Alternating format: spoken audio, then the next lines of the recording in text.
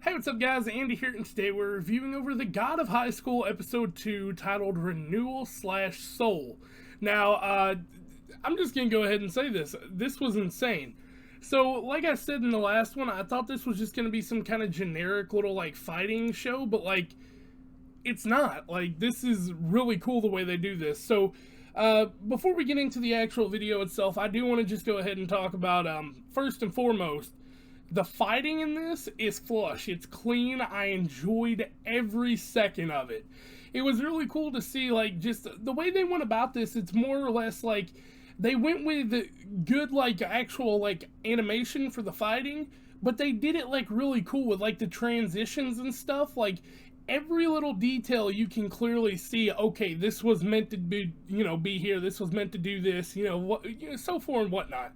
But I really enjoyed it, and I'm liking how we're just getting a little bit of backstory for each character, as we go along. We just got a tiny piece of information on about, well, actually on all of our characters, really, besides the ones in the intro that we haven't really got to see too much of. We got to see them win their matches here, but, we didn't get to see everything they're capable of. But yeah, I'm just really excited for this show. I think it's going to be great. I hope it turns out good. A lot of people have saying they went ahead and read the webtoon and they said it was amazing. So I'm hoping for the same result. But, what can you do? We've got a lot to talk about. This might be a pretty long video, so strap in and let's get ready for it. The tournament itself is underway, and I guess we're just ready to go. So if y'all do enjoy this video, don't forget to like, comment, and subscribe to the channel. And let's get right into the video.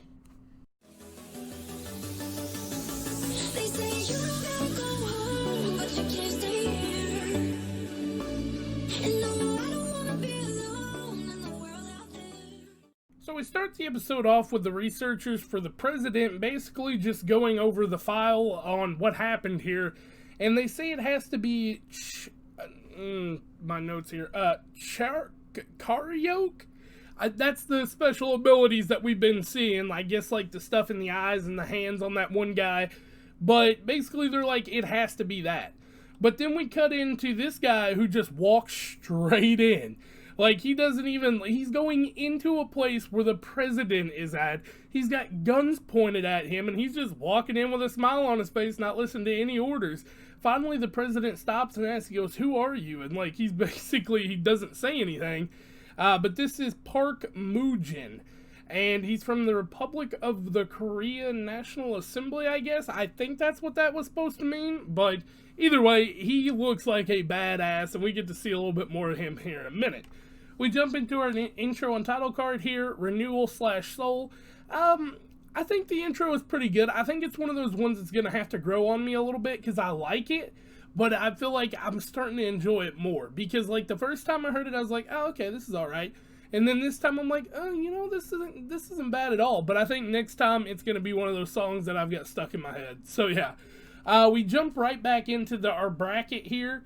And nothing really too much to talk about here. But, if we look at the bracket here, you can see Mira is at the top on one side. Mori's on the top of B. Han is on, or Daewi, I think that's his name anyway, Daewi, or Daewi, I don't know. But he's on the bottom of A, and then on the other side, we got the Manseok guy, who is the crazy guy from last episode, at the bottom of B. So I think it's kind of all setting up for them. Well, maybe, because we'll talk about it. We'll get into that. But we cut into them, just walking home here because the tournament isn't until the next day, or I assume the next day, maybe a few days later.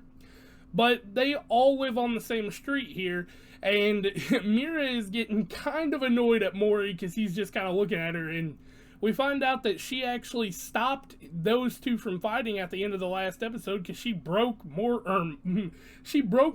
neck here, more or less. But the nano chips basically restored it to full health, and it was cool. I mean, it shows that she's, got her moments. It shows that they had their moments. Everybody's kind of shining a little bit here.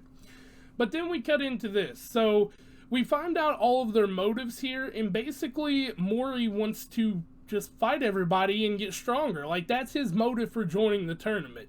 Now, the other two have kind of further motives because Daewi, it looks like this is either his mother, father, brother, sister, something like that. I can't really tell from this picture, but they're in the hospital, and they clearly stated that he needs money. So it's probably a case of, okay, a family member is really sick and they can't afford the medicine or the surgery, something like that. So it's a really cool motive for him to have. Like, he needs this. He's the character with the, not really sad sop backstory, but like the motivation that makes the most sense until we get to Mori, because she also has a decent motivation. She wants to revive her family sword dojo here. Now, at this moment, Mori gets her sword taken by Mari gets her sword taken by Mori. That's going to be really hard. I think I'm just going to call him Jin from now on. We'll just call him Jin, Mira, and Daewi. Okay, we got that cleared. So Jin takes Mori's sword here, and God damn it. Jin takes Mira's sword here. If I can talk today, guys, it'd be great. He takes her sword. Thank you. God damn.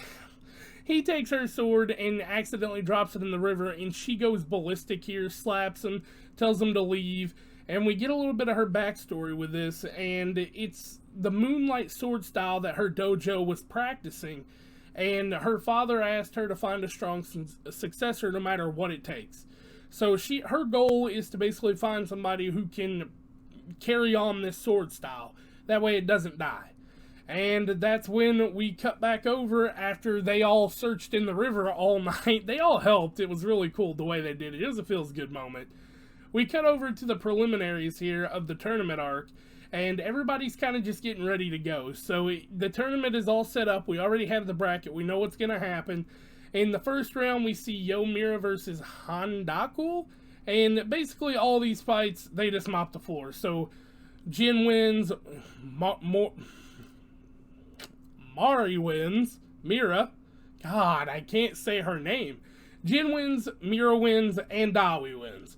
So we just kind of cut through that, but then we get into this. So this is Go Gamdo here. He's like kind of like the monk spiritual guy, and he's got a hatred here basically. And he tells him, he's like, I have no respect for you because you've dishonored the martial arts. And we cut into their fight, and at first he's just mopping the floor here. And after a little while, though, one of the arms comes out, and he's like, come on, beg for me to forgive you. Beg for forgiveness. And we kind of get a little glimpse of his backstory here.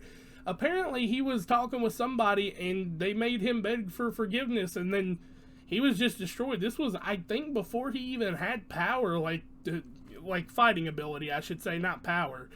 But basically, Gamdo says here, I'm never going to beg for your forgiveness. And he just starts breaking, like, his body down.